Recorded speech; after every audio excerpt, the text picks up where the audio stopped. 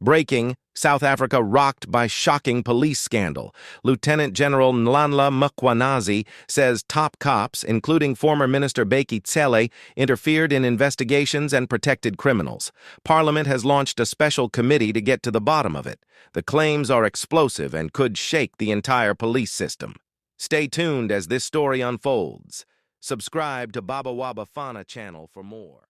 However protected in that evidence given under oath or affirmation before the House or committee may not be used against you in any court or places outside Parliament, except in criminal proceedings concerning a charge of perjury or a charge relating to the evidence or documents required for these proceedings.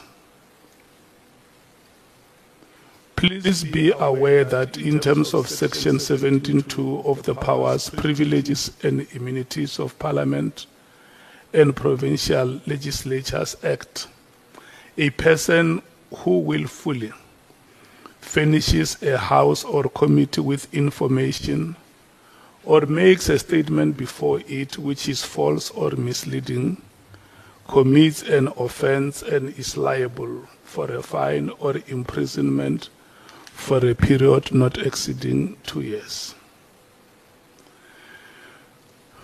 Retired General, you are required to take an oath or affirm that the evidence you are about to give is truthful.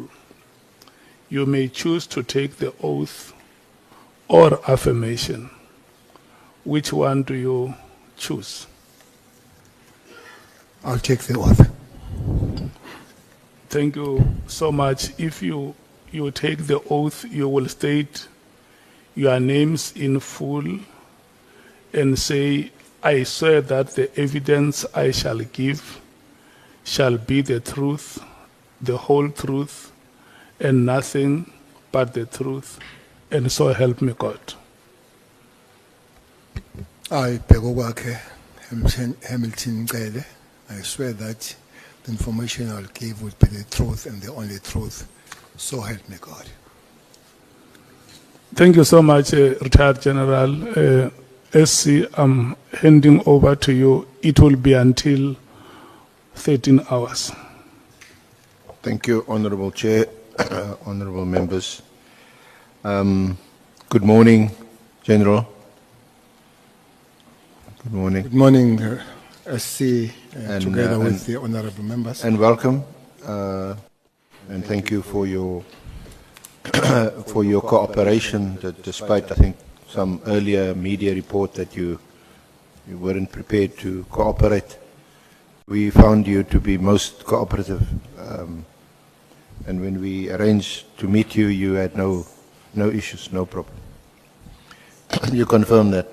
No, thanks for that. I was a little bit disturbed when the media said I'm not cooperating, especially one of the KZN paper had a big headline that Cele snaps the ad hoc. I've never done that. Even the first cooperation, I came here with my own financial steam, by my own ticket, my everything, but I still came here for consultation. Thanks. I hope you get reimbursed. Maybe the chair will see to that. Yeah, I'll be glad, because flights coming down here from Durban are not very cheap. And just in terms of your designation, if you can just get that out of the way. I asked you earlier, we always ask you, do you prefer to be called General Cele, former Minister Cele? Because the designation General, that designation was conferred on you much earlier when you were the National Commissioner, and that was under a previous administration. You didn't give it to yourself. No, I didn't give it to myself. The general of the South African police, at any given time with the police, there is one general. There can be others, but general is one, as at the present moment there is one general in the police. This came after the decision taken by the former President Zuma, who invited all the station commanders in the country, in Pretoria, and said he did not like this thing the police called commissioners and superintendents. I remember seeing superintendents belongs to the hospital. Yeah. And then minister had to gazette the change of the ranks, and that's how these ranks came about. That the general actually is a director general of the South African Police. And then there are lieutenant colonels, lieutenant generals. Those are deputy director generals.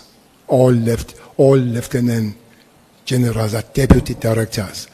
And then there will be major generals. Those are chief directors on the normal government environment. Then there will be brigadiers. Most people that are not in this environment, they love this rank, brigadier. They think it's something big. It's just a director. It's just a director.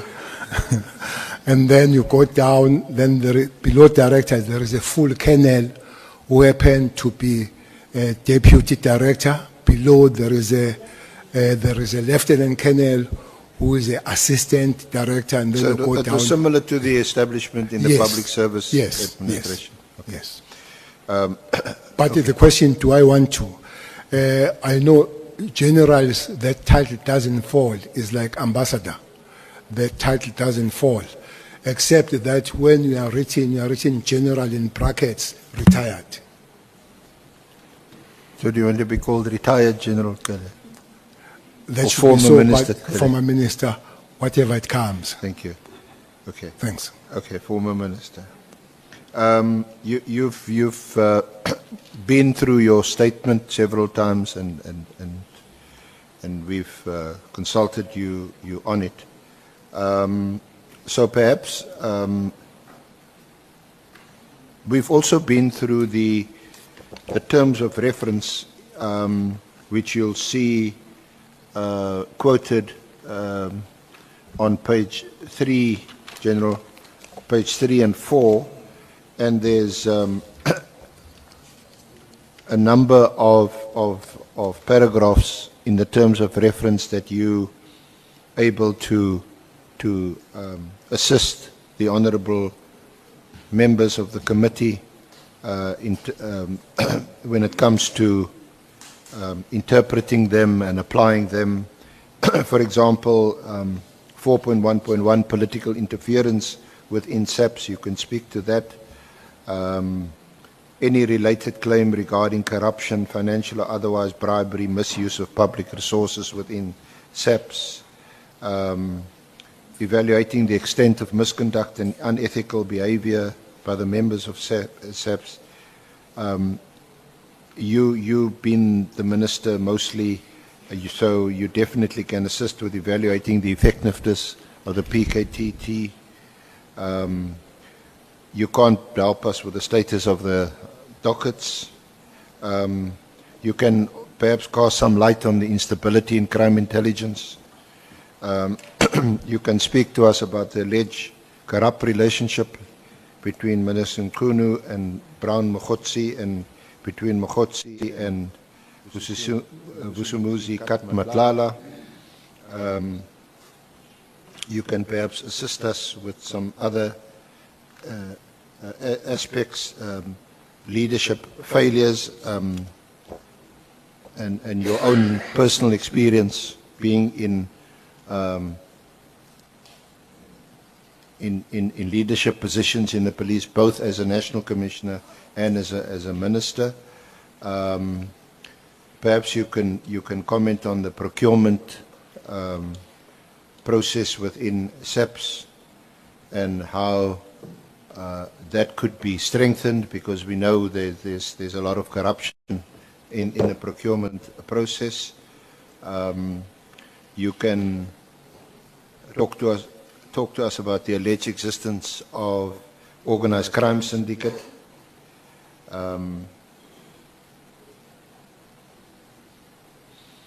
You can also perhaps talk about the failure of any organ of state or member of the executive complying with the legal obligations. Your own experience with members of parliament and any allegations with regard to classified information, especially the leaking of classified information, and how that links with criminal syndicates. You could perhaps assist us commenting on how public trust can be restored in the police, given your experience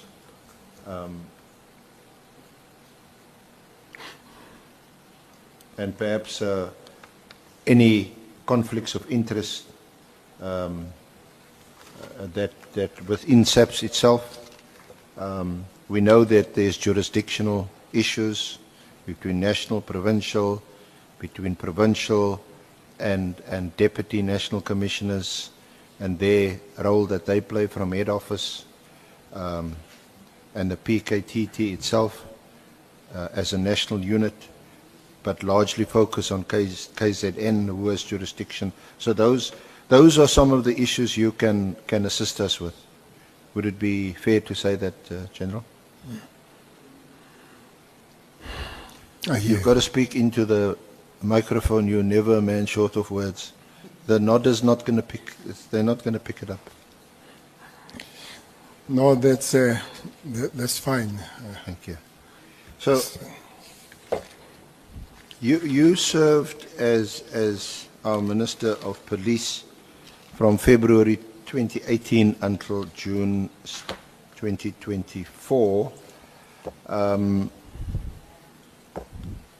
You were not reappointed after the formation of the Government of National Unity in June 2024, but rather your successor, Minister Mkhunu, was appointed. Now, before that, you had also served as a National Commissioner for 2 years until there were misconduct allegations against you. You were suspended in October 2011 and then removed in June 2012. Do you want to tell us about that? No, thanks. Thanks on if you do need some assistance, it's in your statement. But I'm sure you can. I'll look at the from assistance, memory, yeah. But I also deal with the assistance that I know. Thanks. Thanks, honorable members and all that are present. I think all my life has been on security matters. After elections in '94, I was a member of the legislation KZN, and I was a first chair of the Safety and Security Portfolio Committee in that province. And I held other positions as chair of chairs and all that, but the main one was that I was a chair of the Safety and Security Portfolio Committee. That was a province which was very violent and a lot of turbulence even after elections. I'm sure the members that come from that province will remember that. When the violence, otherwise mainly political violence, subsided nationally, in KZN did not. There were still some killings. The major killing was on the 25th December 1995. Remember, we've gone for election in '94. In a place called Shobane, when 19 people were killed on the 25th of December. I'm sure everybody knows what is the 25th of December. So violence went on at a mass level, but later it got a little bit an organized kind of violence. So when one became the National Commissioner, had to look at the mandate of the Constitution, what you're supposed to do, to try and keep South Africans safe and do things in a way that they're supposed to put South Africans first and put them safe and all that. So I was approached to be a National Commissioner of the South African Police. I must say, I did not agree initially. I did not like it. I was comfortable because I was an MSc in KZN by that time, MSc of Security and Transport. So for me, province was nice and comfortable. I was not very much keen to go national. I remember when I was approached by the president, which I think is his constitutional prerogative to appoint national commissioners, I said to him, Baba, I'm not very keen, but unless you say you are instructing me, so I'll do it. And he said, I'm instructing you. I said, okay, then I'll take the instruction. And I became then the National Commissioner. I think it was June 2009. Who was then Minister of Police? The Minister of Police was Mthethwa, the late Mthethwa. May his soul rest in peace. And then I went to be introduced. I was supposed to start 3 months earlier, but Bheki, who was the National Commissioner, had not been told, and the statute says you must be told 3 months before if you are not going to be appointed again as a National Commissioner. So that's what delayed my appointment, that it came in July 2009. So as it came, I was introduced in Mahlambandlovu. All generals were invited. You could see that there was some shock in some other generals that who is this outcomer who comes here when they're on general. But one adapted quite quick, and the working relationship with all the generals was very cordial, with except a few. Fortunately, we had a target, we had a focus to work towards. That was World Cup 2010. So we had a very little time to do other things, but we had to make sure that 2010 is safe. One worked with everybody that found there, especially in the headquarters where Masimula would be part of them. General Brace was there, General Libia was there, General Cruiser was there, and General Mafume was there. I guess she's Shivambu now. Were there. So General Hlela from Eastern Cape. These generals you find there, they were from different disciplines of policing. They were from Bantustans and from the original SAPF, South African Police Force. They've been put together mostly by Bheki Cele, and that's why you've got 2 days to celebrate in the South African Police. It's the first Sunday of September, where you remember all the fallen heroes, especially those that have fallen in the line of duty. And then you have the 27th of January, where you celebrate the finding of the South African Police Service from the force. So you find, but you could see that there were still tendencies of where people come from and all that, but we had a project to work on, which made life much easier, working towards 2010. Was then Brigadier Mkhwanazi, was he also part of your team? Brigadier Mkhwanazi was quite a junior at the time, as you say, Brigadier. But for some reason, I found myself working quite close with him. In 2010, when I think the World Cup was supposed to start on the 9th of June, if I'm not mistaken, when I was in PE launching the TROT, known as Amabaret, I was phoned by the president of SAFA, Danny Jordan, to say that there is a crisis coming on, and then can I see you with immediate effect? So I know that we'll be discussing immediate a long time. Yes, and you, did you meet him immediately or some months afterwards? So he said, "Can I see you immediately?" So I saw him that day. That immediately was that day when I saw him. I flew from PE straight to OR. I find him seated there with Valk. I forget his first name. Valk was the Secretary General of FIFA. Jerome Valk. There was a problem. This was around March now. There was a problem that the World Cup is being taken away from South Africa.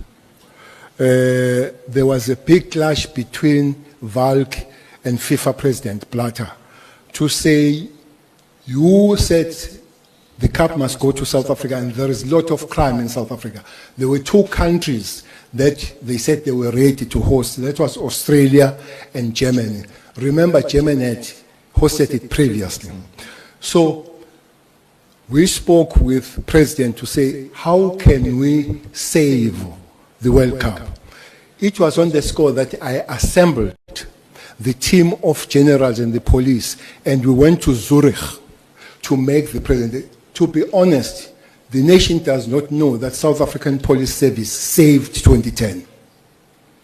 Without that meeting, without us going to Zurich and making presentation, with all participating countries, sometimes with their heads of security, it took us a long time. General Brace made a good presentation. Among those, most of them were generals, except 3 that were brigadiers. Mkhwanazi was part of that. Mkhwanazi had come in because he was responsible for ORS. This is a response services, which puts together all special services, special forces of the South African Police. Is your special task team. Now it will be your NIU. There are CATs under there, and there are TROT.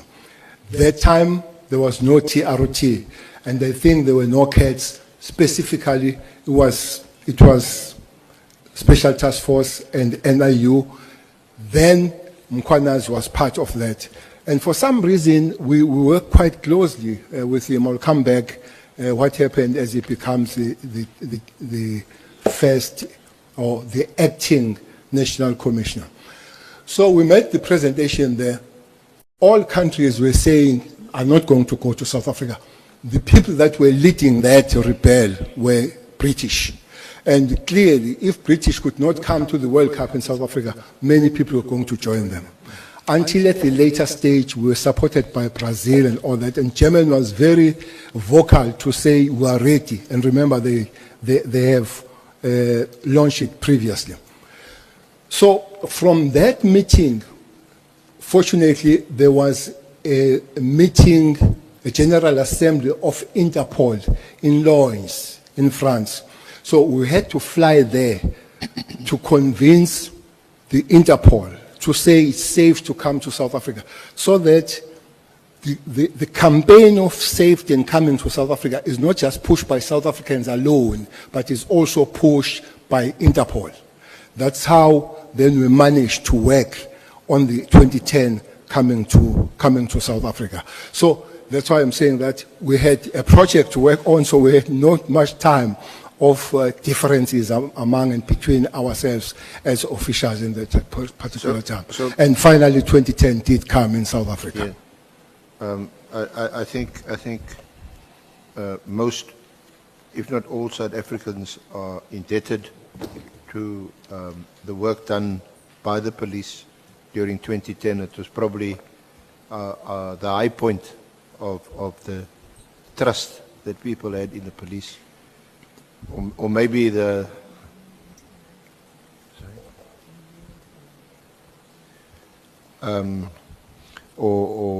so that there was a high level of trust, or maybe the the crooks and the robbers just took a break in 2010, watching football.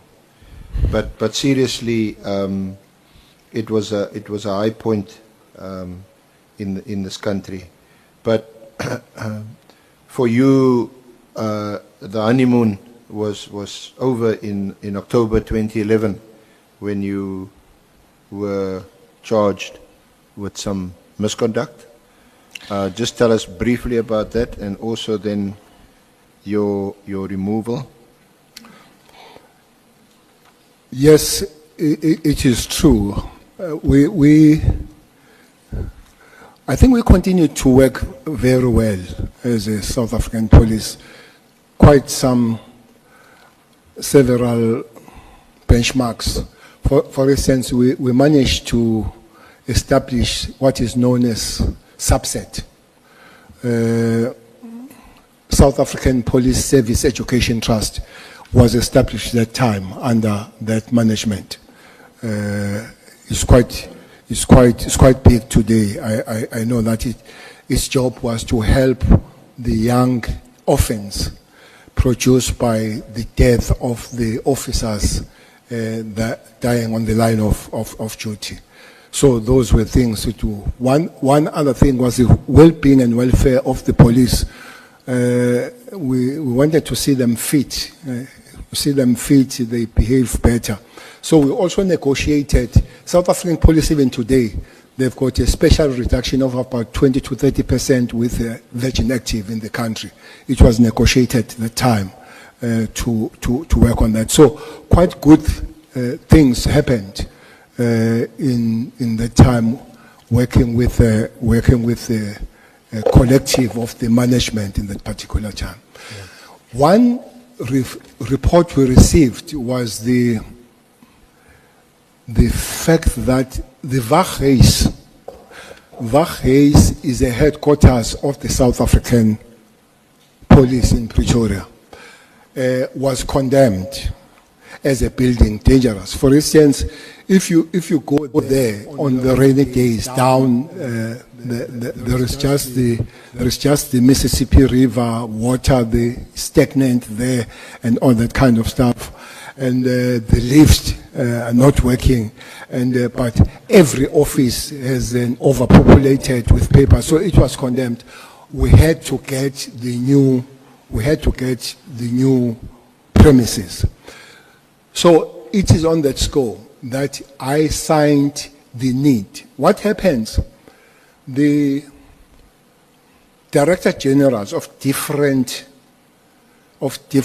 departments, they sign their needs when it comes to the acquiring the property, and they hand over that to Public Works. So that's what happened. So Public Works had to negotiate further how we get the building.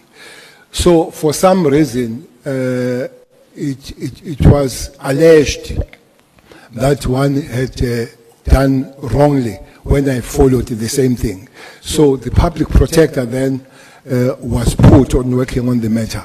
Public protector recommended that the minister had to take the action against the national commissioner, that is Mthethwa Tucelo. But the president did not see it that way. President wanted to put the commission to look at the fitness of the commissioner to the office in that particular time. And then, funny part of it is that in September, I visited the president. We spent 45 minutes, and I briefed him to say the next day I was going to go to Mpumalanga to launch the safety season. And the president, we spent 45 minutes, and then he said goodbye to me. He said it in Sizulu, "Tuhambe kahle mfana kithi." So I didn't know that I was going forever. But and then I left. He said he was busy meeting some people. What I didn't know is that those people who I was busy with, they were discussing my suspension. Yeah. And then, as I was at work in Mpumalanga, I remember we arrested somebody with a big bag of dagga, the journalist came to me and asked me, what do you want here? Because we are suspended. I said, no, I'm not suspended. They said, no, we are suspended. I checked with the staff. If they check, I was told that at 2:15, the president has in live TV read my suspension on TV. So I was supposed to go there with Mkhwanazi to that operation, but I don't know what time. In the morning, I was told that Mkhwanazi was not going to come because he has been phoned the previous night. He is now the acting National Commissioner. No, he was phoned the previous night that he must not go, he must go and see the minister. So the rest is that then he was to be made the acting National Commissioner, which means minister and the president, they know that they are going to suspend me, but they allowed me to go and be suspended on the field. And as I was busy working. So as I came back, I was then suspended National Commissioner. But the announcement was made as part of suspension that Judge Mohoro would lead the commission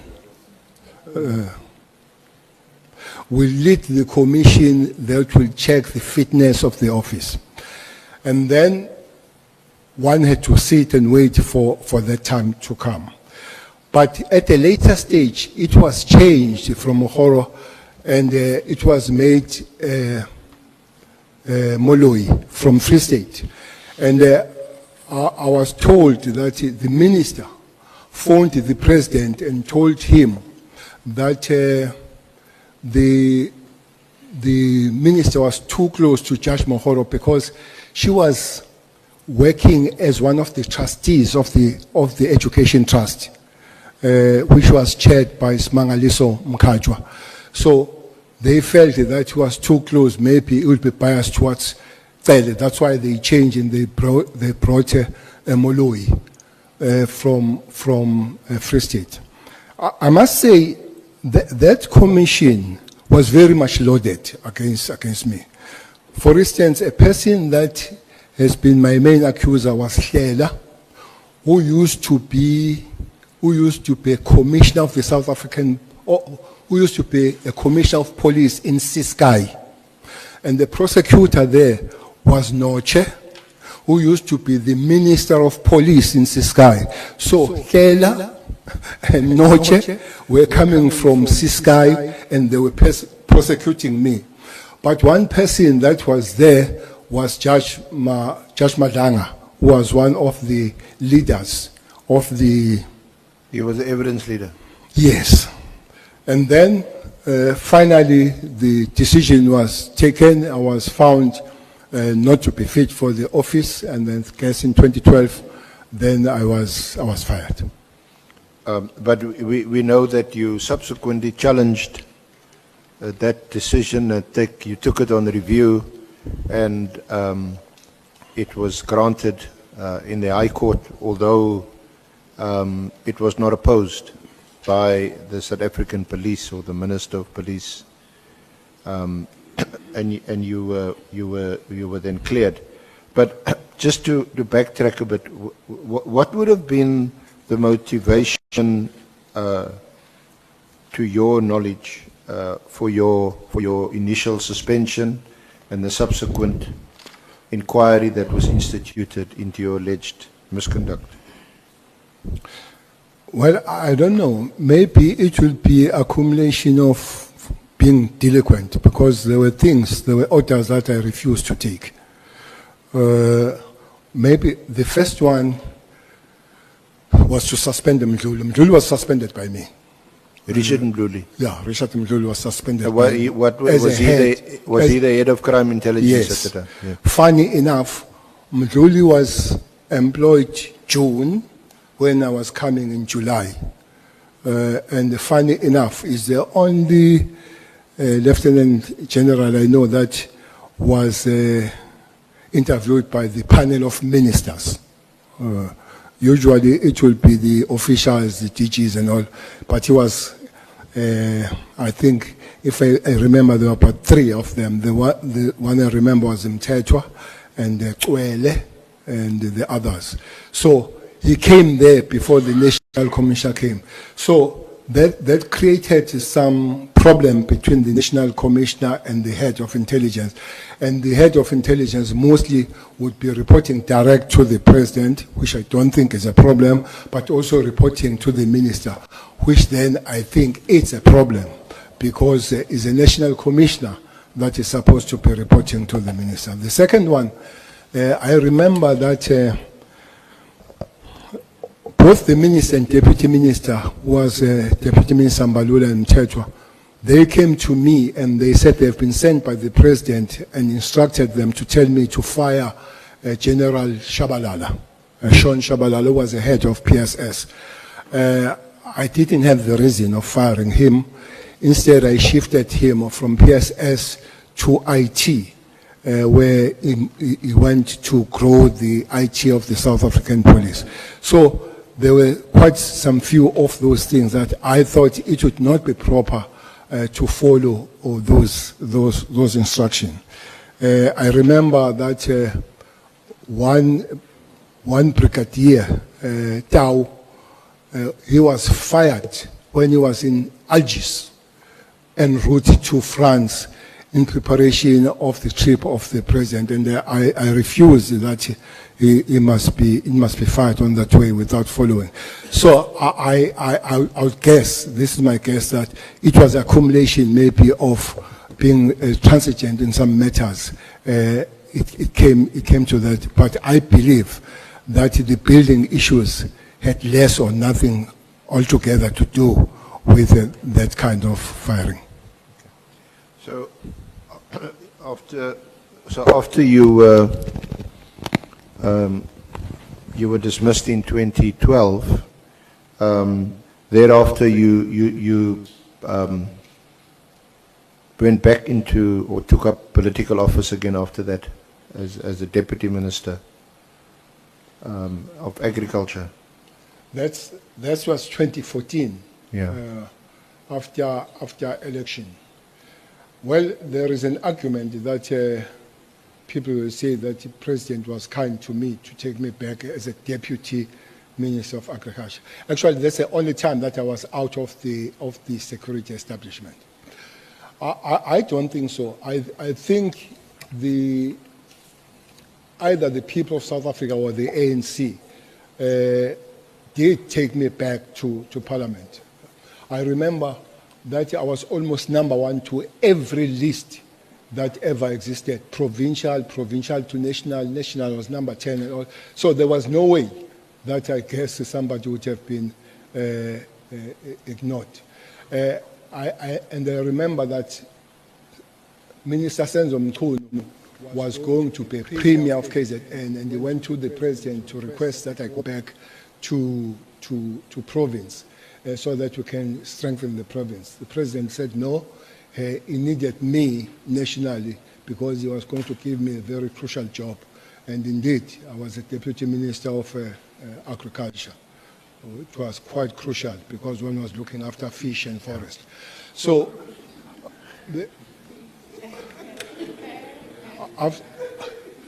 after that, then there were elections, or there was a conference of the ANC which changed the guard, and Ramaphosa became the president. And then we went for the election, and President Ramaphosa, and then appointed me then on February 2018. Remember, that was still the 5th administration. It was not 6th administration yet. It was the 5th. So I became the minister on the 5th administration for the first part of the year before we went for elections for the 6th administration. So there where then the question of this political killing task team comes in, because it was formed in the 5th administration, not on the 6th administration. So before we come to your